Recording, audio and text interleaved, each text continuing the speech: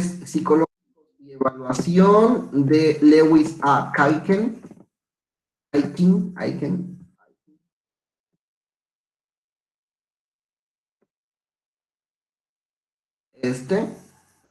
Habíamos pedido la lectura del capítulo 15.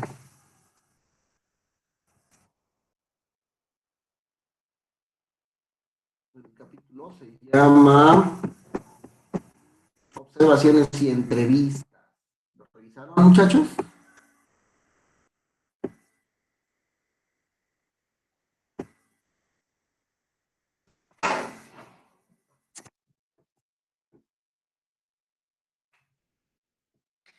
Bueno, pues, ahí está grabando, ¿verdad? Sí.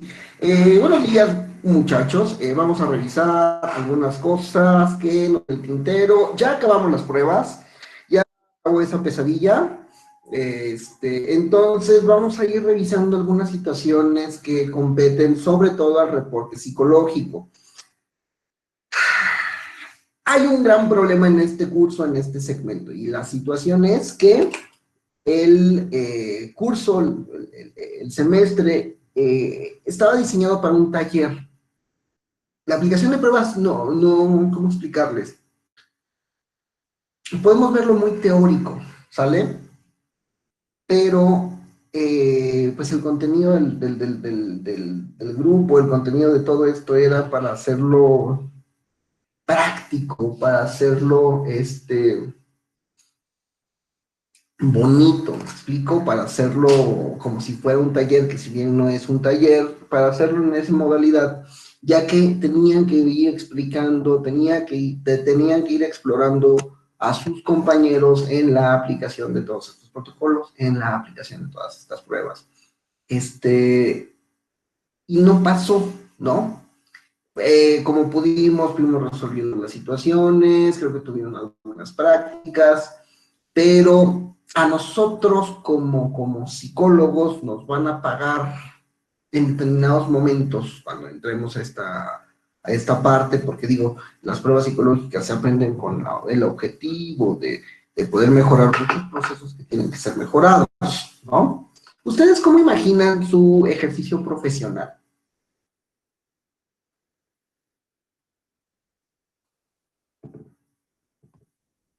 Pues yo imagino que si estoy dando una capacitación, no capacitación, que si estoy de recursos humanos en una empresa, y me dicen así de, no, oye, pues ve qué pedo con este cabrón, o algo así, que no para de regarla, o X, Y o Z, ¿no? Un problema con alguien.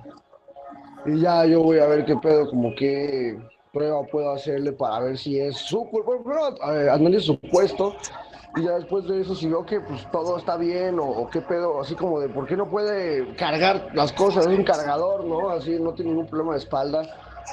Y ya le tendría que hacer yo siento que una prueba psicométrica, porque qué tal que no sé, está tirando unas banderas rojas con comentarios que avienta o algo así, ¿no? Y para que cheque más o menos de qué se trata su problema, ¿no? Porque si no puede hacer su trabajo es por algo. Pero pues qué es ese algo, ¿no? ¿Es la familia o qué pedo, ¿no? Yo creo que algo así sería para lo que utilizaría las pruebas, independientemente hablando del trabajo de psicología clínica, ¿no? Ya con mi paciente y todo ese rollo.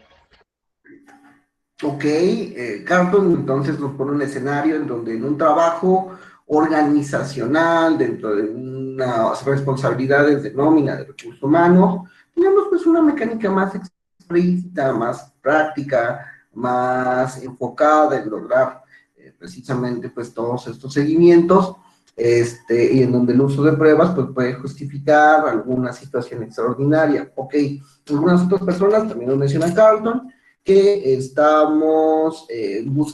procuramos un consultorio en donde llegamos y empezamos a atender personas a que recurran a nuestra consulta para tener pues, la asesoría experta o para tener pues, una opinión diferente de lo que regularmente estamos observando, ¿no?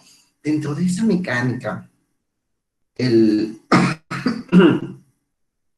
les explico, el uso de las pruebas psicológicas, si bien podemos también buscar o entender un recurso en donde se nos estén dando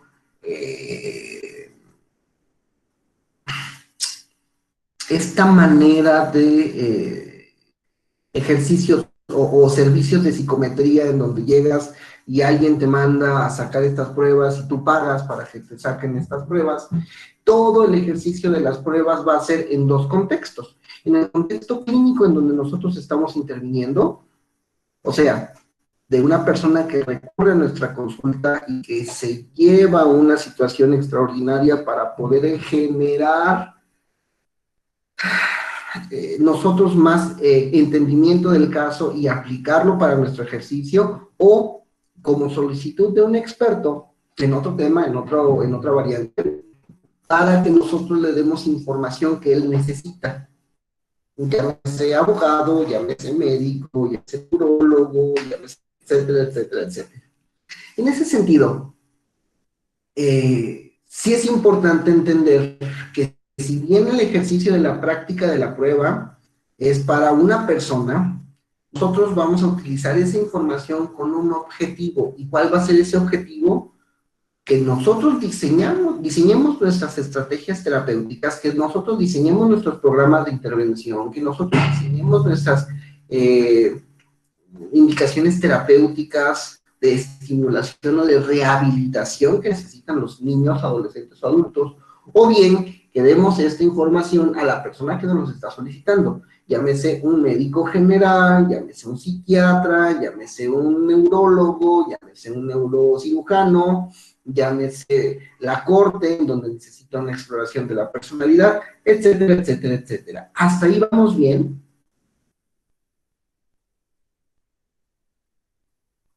Las pruebas tienen un objetivo y ese objetivo es precisamente asentarlo en la comunicación o en el uso de esa información con los otros. En este sentido, les pedí que leyeran el capítulo de entrevista porque nos da mucha perspectiva de la manera de integración o de la manera de las formas en que tenemos que ir observando pautas que están fuera de las pruebas, que están fuera de lo que vimos, para que ustedes tengan una complementación de su ojo clínico. ¿Entenderían qué es un ojo clínico? Explíquenlo. Pues de la última vez que lo mencionó, había dicho que era como esta habilidad para poder identificar características o situaciones con base a la experiencia, con base a información que no necesariamente tenga que venir de las pruebas, sino de la misma marco teórico que ya manejemos, además de las decisiones que también tenemos que llegar a tomar con el mismo ojo clínico. Porque al final de cuentas, al momento de dar un diagnóstico, el psicólogo es el que tiene la responsabilidad y la última palabra.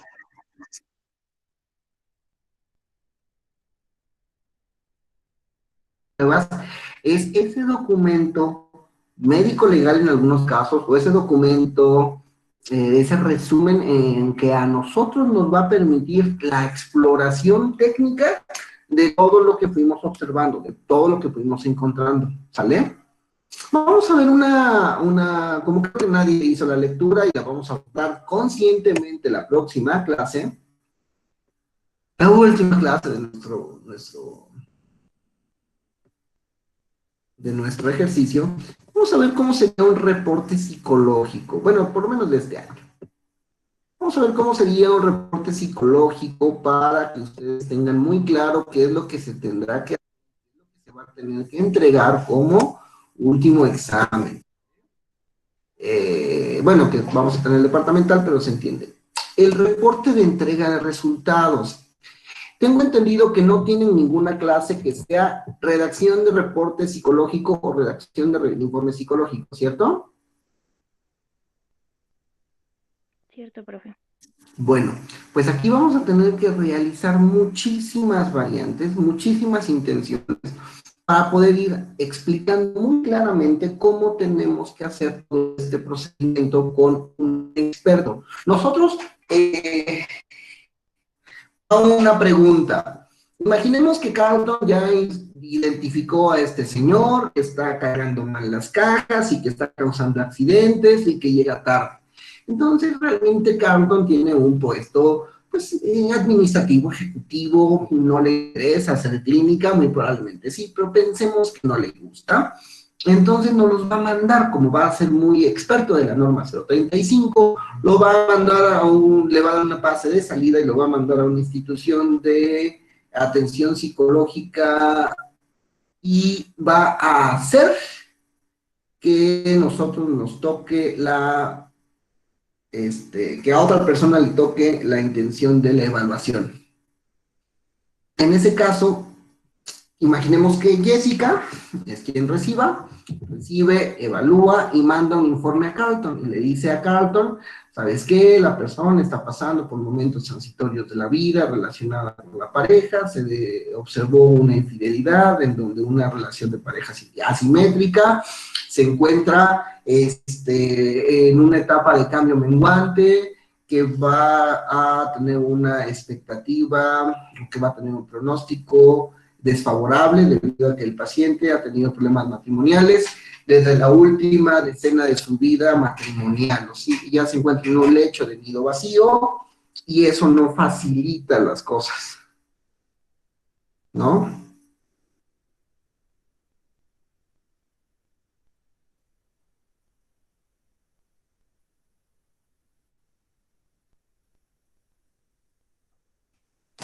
Entonces, en ese sentido, buscamos entender que los reportes pueden ser, pues para nosotros, entre psicólogos, muy, muy, muy, muy claros, ¿no? Muy, muy específicos, muy,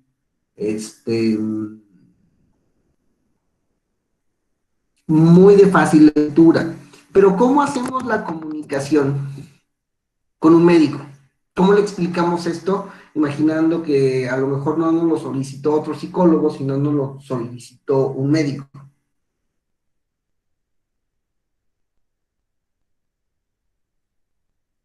¿Cómo le explicamos relación asimétrica? ¿Cómo le explicamos nido vacío? Que si bien son términos sencillos, pues lo que el médico busca es un reporte en donde yo sepa qué onda con esta persona, ¿no?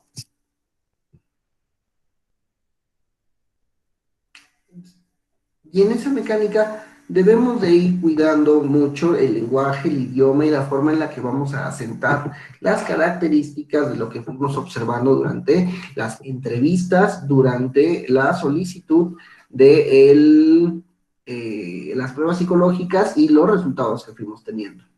Pensemos todos en el ejercicio que tenemos un consultorio y que vamos a recibir ahora sí a un paciente que nos los manda un neurólogo, un psiquiatra. ¿Por qué? Porque el psiquiatra, si bien está explorando el cuadro psiquiátrico, necesita resolver las condiciones o las características psicológicas que abordan en este caso. ¿Qué es lo que harían, muchachos? Paciente de primera vez. Pues la entrevista, establecer el rapport, principalmente. Ya de ahí, si con el rapport queda bien establecido, se garantiza todavía más que vuelva con nosotros y poder ya hacer una exploración más a fondo.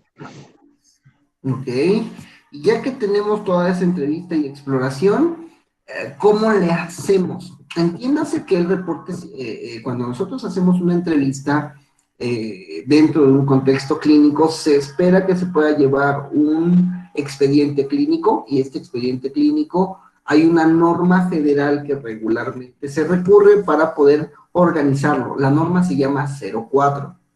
Cuando nosotros empezamos a redactar nuestros expedientes en norma 04, regularmente llevan cierto orden y llevan cierta característica médico-legal porque, pues bueno, al final estamos dando una atención de servicio de salud, o es lo que esperaríamos hacer.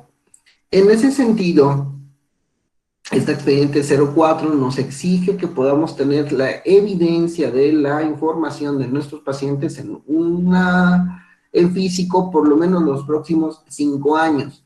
No importa que después de los 2 años se encuentre en expediente muerto, en archivo muerto, perdón, pero sí debemos de conservar toda esa información por cuestiones médico-legales. Y en ese caso es importante, ya que, pues, ¿qué creen? A lo mejor nos toca evaluar personas que sufrieron violación.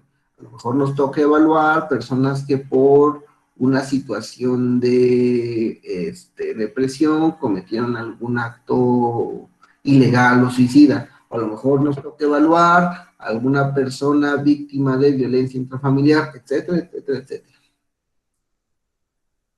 Y todo eso se va recopilando en una serie de documentaciones que nos van a ayudar a precisamente justificar algo que se llama reporte de la entrega de resultados. Vamos a ir con una ficha de identificación: nombre, edad, fecha de nacimiento, lugar de nacimiento, domicilio, teléfono, escolaridad, años de escolaridad, ocupación, estado civil, evaluador. Este es importante. Recordemos que hay ocasiones en que el que evalúa no es necesariamente la persona que está que me inicia la psicoterapia, o bien la persona que expone sello o firma. Número de expedientes, sexo, preferencia manual, idioma, religión, médico o profesional de la salud que refiere. ¿Cuál es el diagnóstico médico si existe? ¿Cuál es el diagnóstico neuropsicológico si existe? ¿Cuántos fueron los números de sesiones para sacar este reporte? Fechas de evaluación y la supervisión. Vamos a pensar que este documento médico legal debe de ser firmado por alguien con cédula, por alguien con ejercicio profesional de la práctica de psicología. ¿Ustedes van a poder ponerle cédula a este ejercicio? No. No ahorita, pero sí cuando la tengan. Y mientras deben de ser estos reportes supervisados por alguien, por lo menos que pueda tener justificación legal en el momento. Se va a registrar el motivo de consulta. ¿Cuál es ese motivo de consulta? Por el cual nos están pidiendo una evaluación. ¿Cuál es el diagnóstico? Si esto es parte de un protocolo, si es una descripción de las necesidades que se presentan, si atiende alguna demanda del paciente familiar. Importante también si esta evaluación fue por iniciativa propia o porque nos están elegantemente coercionando a realizarlos, ¿no? Vamos a aplicar una historia clínica, sobre todo con 4 características: los antecedentes personales no patológicos, heredofamiliares, personales patológicos y padecimientos actuales. ¿Quién me explica todo eso, muchachos? Pues podría decirse que el primero, el de antecedentes personales no patológicos, vendría siendo antes de que tuviera este malestar. Antes de que, bueno, yo lo interpreto así, antes de que empezara con los problemas por los cuales está asistiendo actualmente. Los antecedentes heredofamiliares vendría siendo esta exploración si tiene familiares con determinadas enfermedades o trastornos, por así decirlo, para identificar si es susceptible a poderlos haber adquirido por genético. Los personales patológicos, podría decirse el curso de el malestar, o bueno, yo lo interpreto así, como el curso del malestar, de cuándo a cuándo empezó, cómo ha sido este malestar por el cual está asistiendo, o la situación por la cual está asistiendo, y el padecimiento actual, cómo se siente en este momento. O bueno, yo así lo interpreto cada uno. Vamos poco a poco porque hay detalles en cada una de las situaciones, ¿sale? Y los personales no patológicos son características que están alrededor de las condiciones de las personas para generar la situación actual, ¿sale?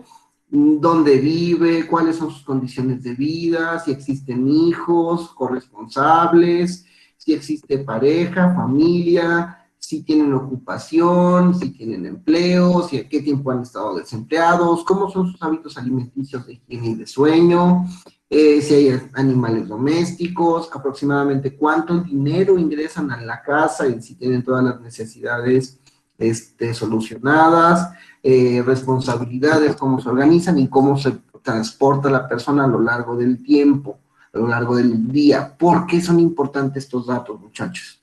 Nosotros estamos solamente haciendo una valoración de pruebas, pero esos datos son súper relevantes. ¿Por qué? Pues porque nos pueden dar pauta para ver el por qué como que se desarrolló lo que la persona ahora padece.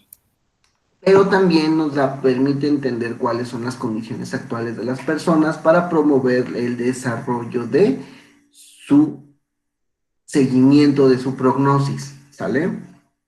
O sea, sí, qué padre que la persona se encuentre bien aquí, pero necesitamos entender muy claramente cómo van a estar llevando y sobrellevando situaciones de movilidad.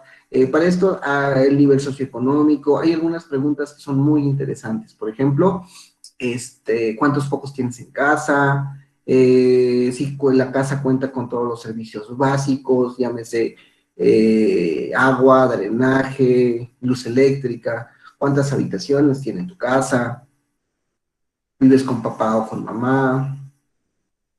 ¿Por qué? Porque todo eso nos permite entender precisamente cuál es la realidad de nuestro usuario. Los antecedentes familiares no son, pues, cuáles son las enfermedades que existen en la familia, si hay enfermedades neurológicas, psiquiátricas, metabólicas. ¿Por qué? Porque cada una de esas condiciones afecta a la psique. Estamos muy acostumbrados a pensar que necesariamente nuestra forma de vida, permítanme,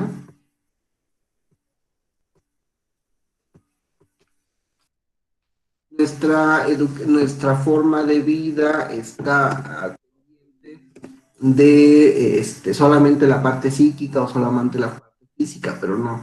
Enfermedades metabólicas afectan las emociones, afectan el pensamiento, las enfermedades cardíacas pueden provocar ciertas formas complicadas. ¿Hasta cuándo tenemos que rastrear las enfermedades patológicas? Se recomienda hasta los abuelos. De que murió mamá, de que murió tu abuelo, de que murió tu abuela, de que han muerto tus tíos cercanos. Son preguntas que nos pueden ir ayudando dentro de la clínica a entender cuáles serían las enfermedades mentales, cardíacas, etcétera, etcétera, que existen a lo largo familiar. Los antecedentes personales patológicos nos van a decir cómo se encuentra el muchacho Oink, ¿sale? Alcohol, tabaco, drogas, bien importantes. Y las mujeres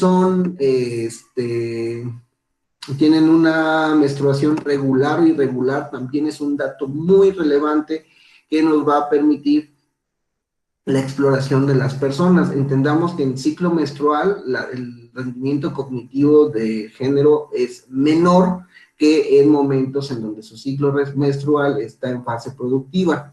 Bien complicado hacer esas preguntas, pero ni modo, hay que ir haciéndolas, ¿vale? Entendamos también que a veces cuando hay sospecha de ciclos irregulares, se recomendaría que se fueran a hacer, dependiendo de la patología, exámenes hormonales, perfiles hormonales para saber cuáles son sus niveles de estrógeno y progesterona, ya que eso puede dar también repercusiones a nivel de pruebas de memoria o a nivel de pruebas de personalidad. Estamos explorando una condición actual. Y eso, pues, es lo que tenemos que ir observando. Padecimientos actuales es lo más parecido a lo que nos decía Juan Pablo, son cosas de el momento, de qué es lo que está reportando, por qué viene, cuál es la situación percibida. ¿Sabes qué? Fue porque los policías lo pararon y tiene que reportar su estado mental consecuentemente. Fue porque su pareja está a punto de dejarlo y decidieron que tenían que hacer unas pruebas psicológicas porque ve mucho porno el señor en las noches y eso debe de ser algo enfermo, porque todos esos detalles son importantes ya que nos generan la perspectiva de cómo es que se están solicitando el reporte. Recordemos que el reporte va a tener una repercusión médico-legal y debe de ser consistente. Si ustedes me dicen que en el reporte que fue hecho porque el niño quería saber qué tan inteligente es, bueno, las pruebas que vienen en el reporte son una. Si me dicen que tienen una sospecha de trastorno de déficit de atención y solamente ponen la escala Wechsler, está inadecuado. Si dicen que es porque el niño tiene mucha depresión y la maestra le manda a hacer una batería de estudios completos y nada más ponemos Goodenough, pues también se encuentra equivocada la perspectiva. ¿Cómo le van a hacer ustedes? Nos inventamos una historia. Recuerden, el reporte debe de ser consistente a todas las características de exploración que vamos a solicitar. Hasta ahí, ¿todo bien? Sí, profe. Jerry, Estudios médicos realizados, si hubo realización de padecimiento actual, fechas de rehabilitación, interpretaciones, hallazgos principales. ¿Qué estudios médicos podemos reportar? O sea, hay que preguntar.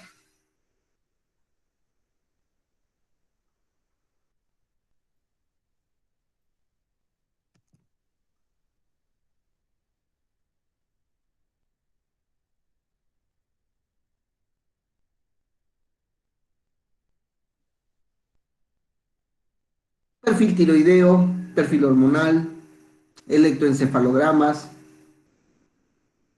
estudio de emisión por positrones. ¿Qué más?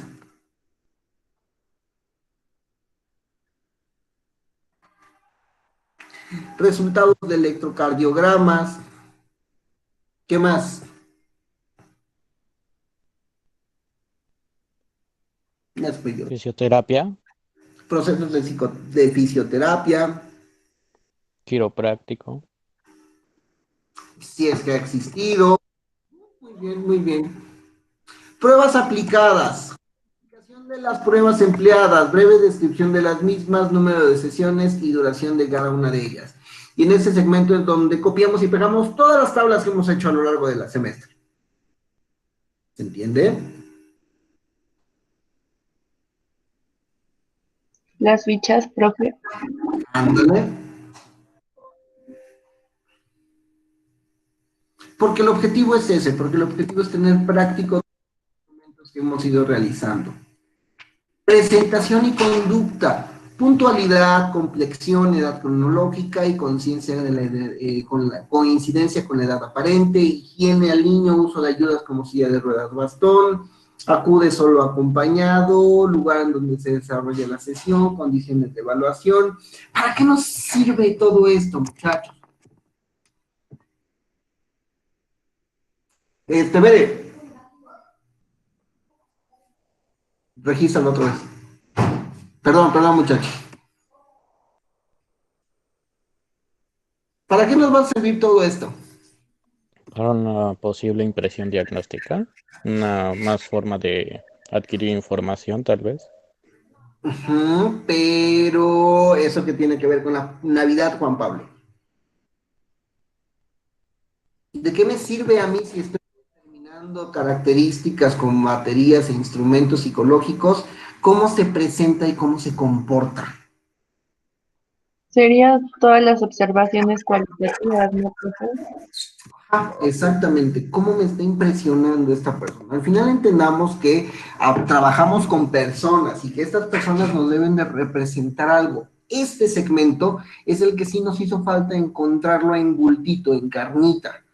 ¿Por qué? Porque era cómo se están manifestando. Van a encontrarse personas altamente nerviosas, van a encontrarse personas muy seguras, van a encontrarse personas que les van a determinar una onda rara que no se sabe explicar al principio y que después se van encontrando las palabras para determinar cómo fueron dados estos hechos, estos actos, ¿sale?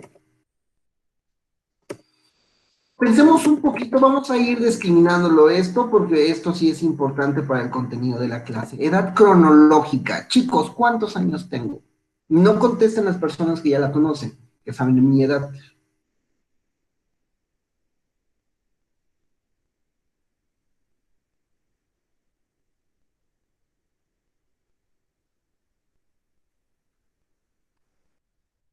Resulta que todos saben mi edad.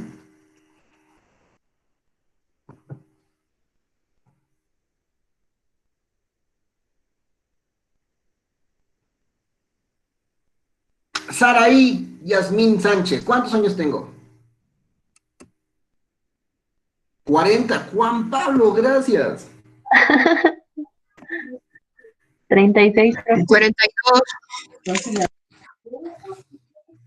Yo digo que 36, profe. ¿Cuánto, Sara? 36.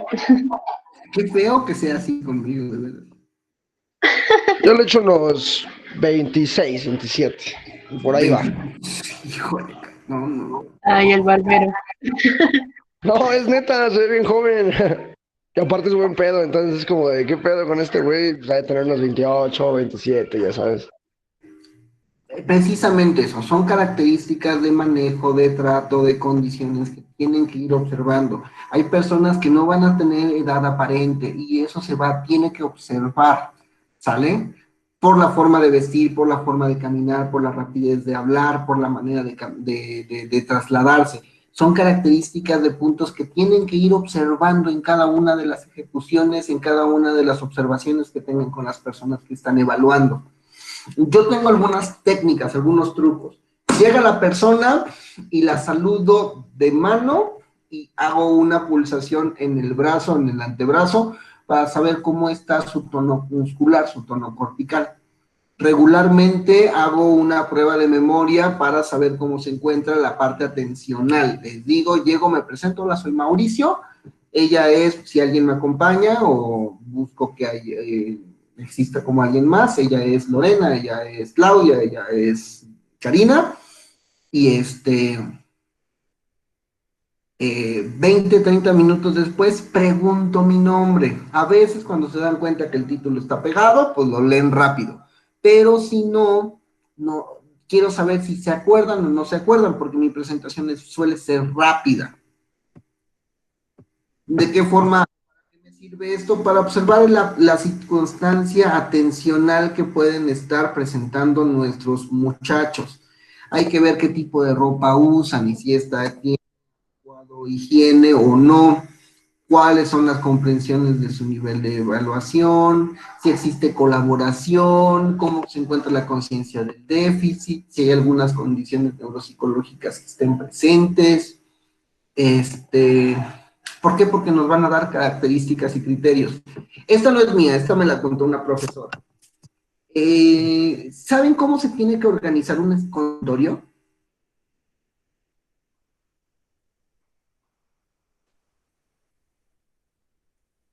Imagínense que nos vamos a una fiesta y esta fiesta, ustedes no conocen a nadie, ¿se avientan a ir? Difícilmente. Entonces, ¿cuál es el riesgo que nosotros llevamos al recibir personas que mentalmente están desorganizadas en una habitación cerrada? Uy, pueden pasar muchas cosas, la neta, desde que se agarren a golpes o se agarren a palabras, o incluso lo pasen bien, pero pues la neta es un volado, ¿no?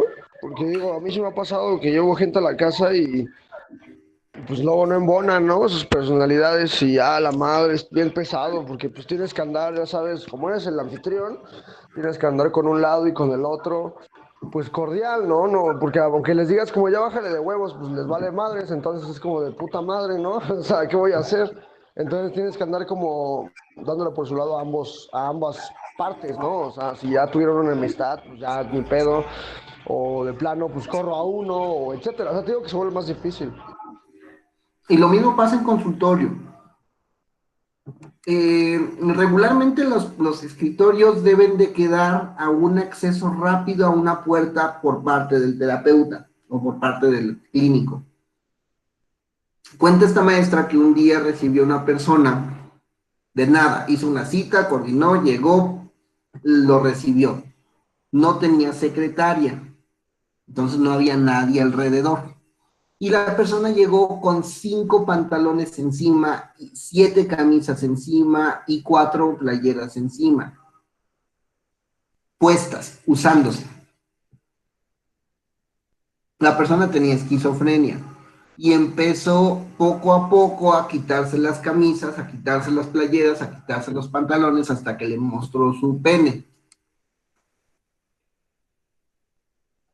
Ella cometió el error de que el escritorio lo puso para que el acceso a la puerta fuera al paciente y no a ella.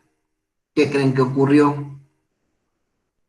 Pues que el paciente bloquea la puerta y pone en riesgo a la terapeuta.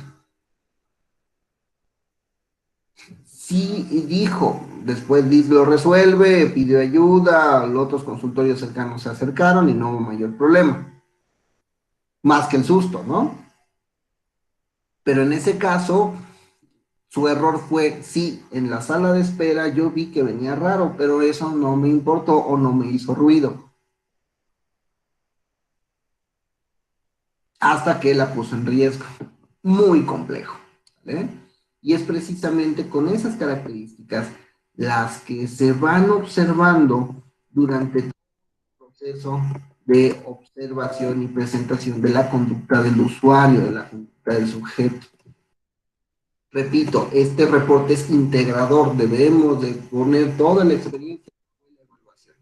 Los resultados son perfiles de tablas con resultados cuantitativos y cualitativos aplicados. Ahora, aquí hay una situación extraordinaria. La norma 04 nos exige que pongamos los resultados de forma cuantitativa y cualitativa. O sea, que si yo voy a explicar mi WISC le voy a poner que el niño salió con 126 puntos de CI, que eso representa una inteligencia superior al término medio, muy superior al término medio. A una inteligencia sobresaliente. La palabra sobresaliente está en lo cualitativo, y lo cuantitativo es 126.6. Como nosotros vamos a explicárselo a un profesional distinto, pensemos que a quien le redactamos este reporte no es un psicólogo, vamos a tener que hacerlo de una manera clara, por eso es que nos piden un número, el número lo puede saber perfectamente Juan Pablo, que 126 es un CI altísimo. Pero como el médico no va a saber que 126 es alto, pues nos vamos a quedar que es algo sobresaliente. ¿Sabes qué? Es un CI de 126 que representa más del 95% de la aprobación de la prueba, lo que significa que está en el 5% o mayor a las personas que están aplicando este procedimiento. Ah, ok, esto ya le queda más claro al médico, ya le queda más claro al doctor, al ingeniero. ¿Eh? ¿Podemos usar pruebas de tablas? Sí, todas las informaciones las resumimos en algunas tablas, como nos los presentaba WIS, como nos lo presentaba WISE, como nos lo presentaba Udelo. ¿Sale? ¿Por qué? Porque copiamos, pegamos esas tablitas y tenemos una representación gráfica. Repito, la intención es hacerlo lo más cómodo posible para las personas.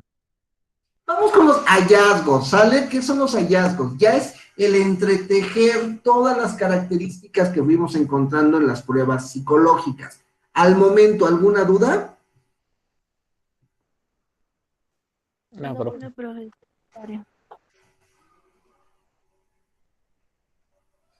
¿Todo bien? Sí, profe. Bueno.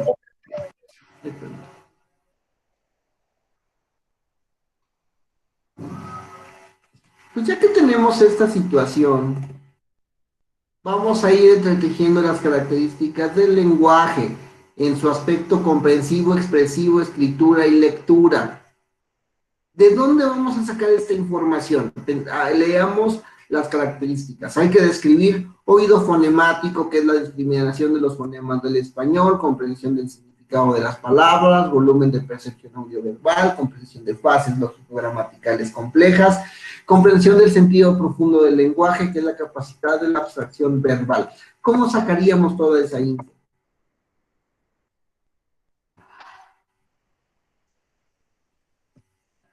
Pues de las pruebas, ¿no? De la comparación de los resultados de las pruebas. Ok, pero ¿cómo? Pensemos que aplicamos un Bender y un ABC y un Whisky, ¿vale? Bueno, pues el oído fonemático vamos a escribir. La comprensión de los sonidos del idioma español se encuentran conservados, ya que no existe ninguna dificultad en las pruebas de comprensión. El paciente recibe, percibe, decodifica, identifica los fonemas presentes en el ambiente a partir de toda la aplicación de las pruebas. Cuenta con un volumen de percepción audioverbal adecuado, ya que en las pruebas del spam numérico se encuentran conservados los elementos, o sea, logra repetir, pronunciar los números que se le están dando en las características de las tareas de WISC. Logramos frases lógico-gramaticales completas en las pruebas de instrucción, en la comprensión de las instrucciones, y logra sentido profundo del lenguaje, ya que en la prueba de vocabulario el paciente es capaz de ofrecer un puntaje de tantos números que determina un adecuado procesamiento para su edad y escolaridad. Expresión, presencia de disartría o alteraciones motoras. Si el niño no utiliza bastón, si el adolescente no tartamudea o no tiene problemas en la pronunciación de fonemas, ponemos, no existen dificultades o alteraciones motoras para la expresión del lenguaje. El lenguaje automático se encuentra conservado, produce diálogo y monólogo, es fluido y mantiene características de información y prosodia adecuada. ¿Qué es la prosodia? La modulación en la que estamos diciendo. Si yo digo que estoy contento. Profe, ¿está presentando? Ya sí, estaba presentando.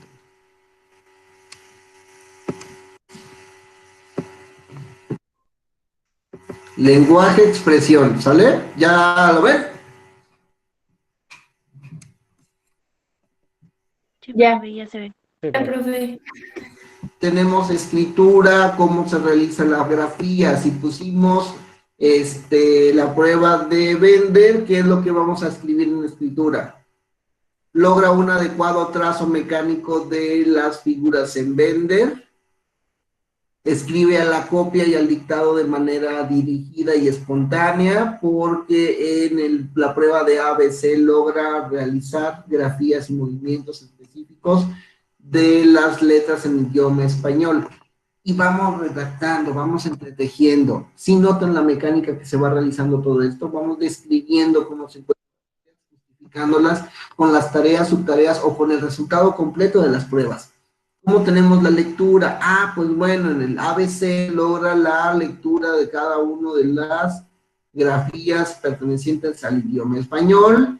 Hay una violación de signo de puntuación, ya que no respeta comas ni puntos, etcétera, etcétera, etcétera. Percepción visual, las náuseas, reconoce objetos, dibujos y colores, si percibe auditivamente, si hay percepción táctil o percepción espacial.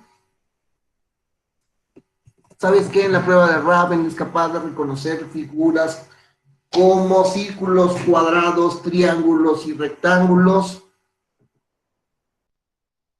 así como logra reconocerlo de manera somatosensorial en la forma de ejecución a partir de las líneas de Frosty, etcétera, etcétera, etcétera, etcétera.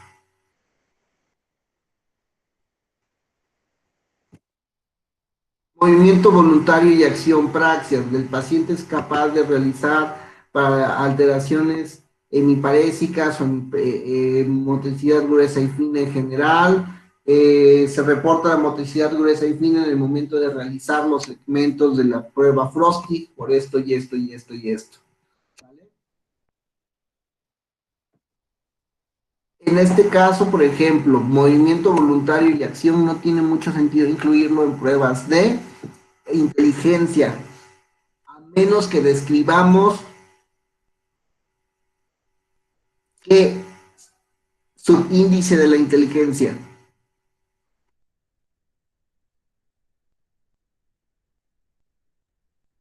Subíndices de ejecución, ¿no? ahí entraría lo de ojo humano.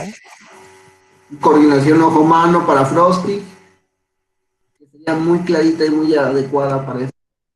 Y Atención, el de cubos, profe. También La entraría construcción. para Praxis. Sí. La construcción visoespacial, que también nos permite la coordinación ojo-mano dentro de la realización práctica del ejercicio de la inteligencia, o de construcciones más técnicas como la percepción visual específica. Ok, atención voluntaria e involuntaria, el paciente es capaz de focalizar la atención, que la atención involuntaria se encuentra conservada, ya que ruidos estridentes del ambiente le quitan, hacen que deje prestar atención en la tarea, etcétera, etcétera, etcétera. ¿Vale? La atención dividida, el paciente es capaz de mantener su atención dividida ya que realiza los ejercicios de la prueba, de la conversación, de contenido distinto. En la memoria tenemos cómo se manifiesta la memoria a largo plazo, a corto plazo, si se reportan modalidades de memoria alteradas, como la memoria visual, la memoria audioverbal, si están iguales o diferentes, si existen características de aprendizaje, por ejemplo, explorado con listas de palabras, en donde tenemos una prueba de listas de palabras. En Thurston, me parece. Y en beta 3 también, ¿sale? Cálculo, ¿cuáles son las características del cálculo? Reconocen números, conservan el concepto de contar, de restar, de dividir, de multiplicar. Si se logran la solución de problemas aritméticos complejos y simples.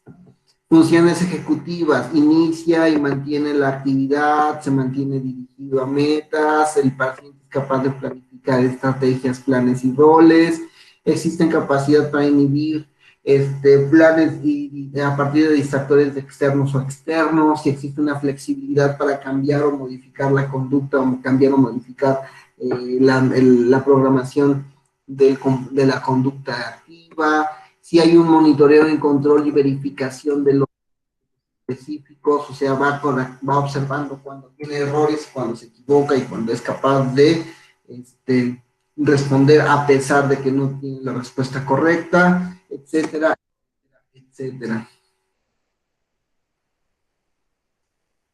El reporte que les pasé viene integrado características a seguir. Si el tecnicismo es muy amplio, ignórenlo, pero sí sean descriptivos en cada uno de los elementos y segmentos que hemos visto a lo largo de la clase. Porque, repito, aquí sí se vale juntar todos los criterios de la prueba.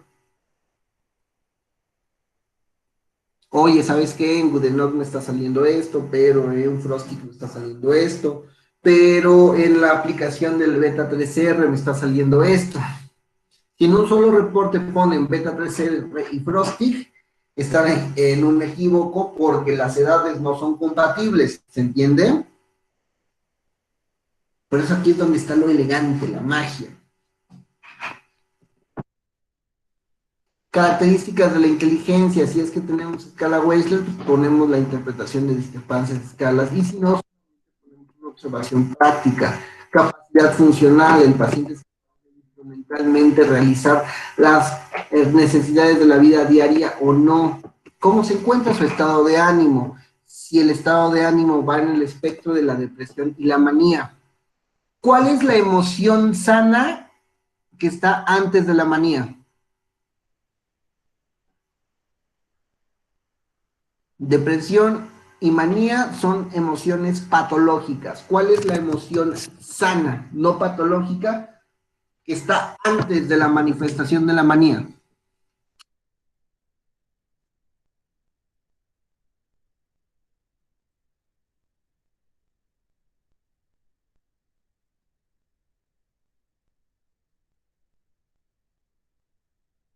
Ya no se fue del grupo para no. ¿Cuál sería, muchachos?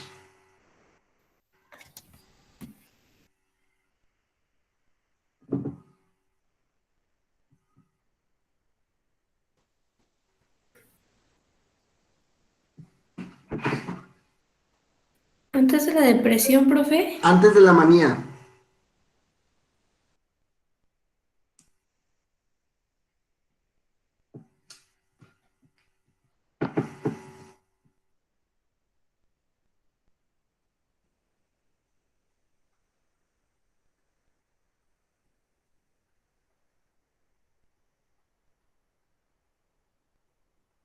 La emoción saludable antes de la emoción patológica de la manía.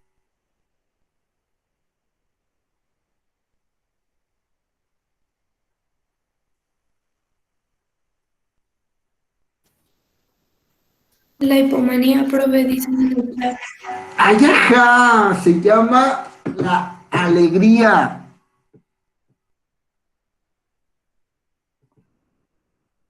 ¿Cuál es la emoción que está antes de la tristeza? Perdón, de la depresión. Ya lo dije, la tristeza. Gracias. No, eutimia es un término medio. Es que no entendía si estaba refiriéndose a lo que estaba en medio de depresión y de la manía, que No, vendría no, siendo no. el estado neutro. Y el estado neutro es patológico, no es sano. Una persona eutímica es terrible. No sabe si es para adelante, para atrás, derecha, izquierda, arriba, abajo.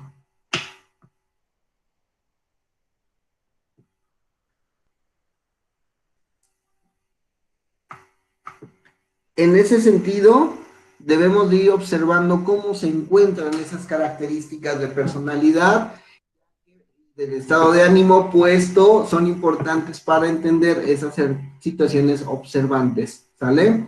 Alteraciones psiquiátricas, padecimientos de ansiedad, depresión, intentos suicida, etcétera. Diagnóstico. Aguas, nosotros no hacemos diagnóstico, nosotros damos impresiones diagnósticas. El diagnóstico puede ser dado en función de poner las palabras, pero legalmente el psicólogo impresiona diagnósticamente, ¿vale? Por eso nuestra impresión es importante. ¿Cuáles son los procesos que se conservan? Función o eslabón afectado, procesos afectados secundarios, diagnóstico preferente en relación a síndromes o en relación a su descripción de procesos alterados, correlación topográfica de las alteraciones, si es que existe la característica, probable etiología de daño, mecanismo de alteración, en caso de que no encontremos alteraciones psicológicas, existirá una patología evidente por la cual observaremos déficits, ¿sale? Pronóstico y recomendaciones, y este sí es la carne. En relación y respecto a las características del caso, cuáles son las lesiones, la posibilidad de rehabilitación, de estimulación, de corrección, qué factores tenemos a favor, qué factores tenemos en contra, cuáles son las motivaciones, cuál es la conciencia del déficit, cuáles son el apoyo financiero que tiene el paciente, cuál es el apoyo familiar que presenta, de qué manera vamos a intervenir, desarrollar, cuánto tiempo nos vamos a tardar, cuánto tiempo va a tener este paciente en seguimiento. ¿Qué tiempo necesitamos para sobrellevar un intento de suicidio, chicos?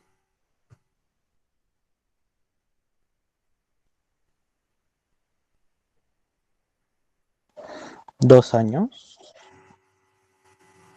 ¿Cómo lo sabes? Bueno, me acuerdo que nos habían mencionado que tenía que ser más de 2 años y dar un seguimiento. Un intento de suicidio puede hacerse rápido, es una intervención breve, porque es un intento de suicidio. Si vemos que existe un proceso de distimia o de depresión, esa es otra cosa. ¿Me explicó? ¿Qué Sí. tiempo necesitamos para un duelo no resuelto?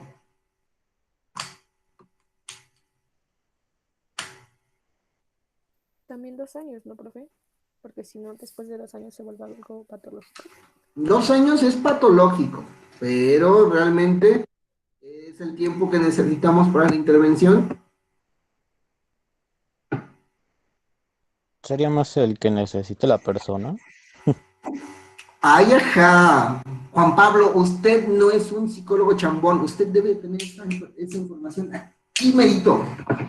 ¿Por qué? Porque si no es, pues sí, mire, yo le saco el golpe, pero vemos cuánto cobro después, porque no sé qué tanto vengo en el golpe del coche. Entonces, yo le digo, 6 meses. de 6 meses a 2 años, sí. Por cierto, tengo un meme bien divertido.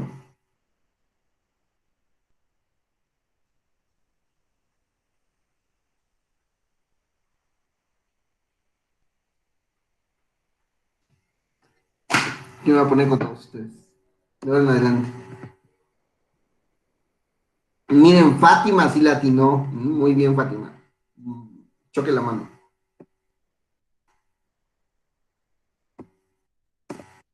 Ándale, pues. ¿Cuáles serían las recomendaciones generales? Y aquí sí se vale pedir de todo, muchachos. De hecho, lo que ustedes tienen que hacer es pedir de todo. Atención a otros servicios, si te necesitan estudios, si hay que hacer alguna actividad para características escolares, si hay que dar un seguimiento. si hay que utilizar apoyo farmacológico, si se necesitan evaluaciones posteriores, cuándo hay que hacer retest, a quién lo manda, si se necesita otro tipo de psicoterapeuta, etcétera, etcétera, etcétera. ¿Dudas, preguntas, comentarios?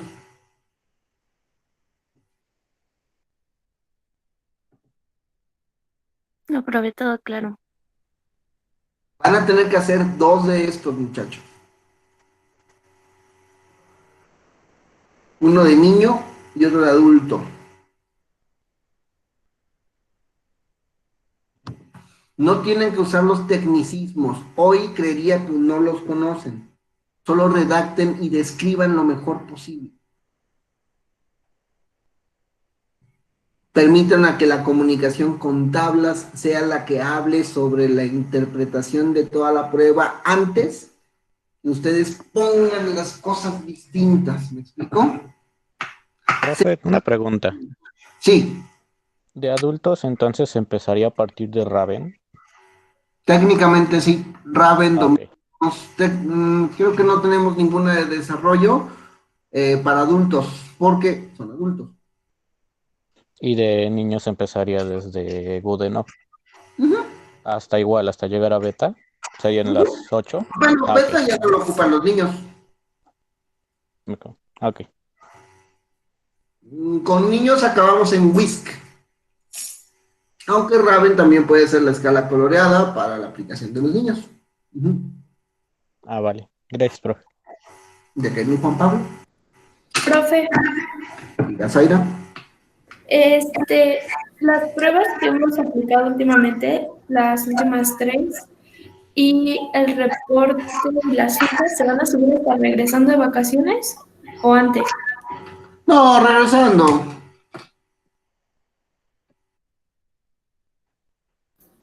Ok, perfecto, gracias.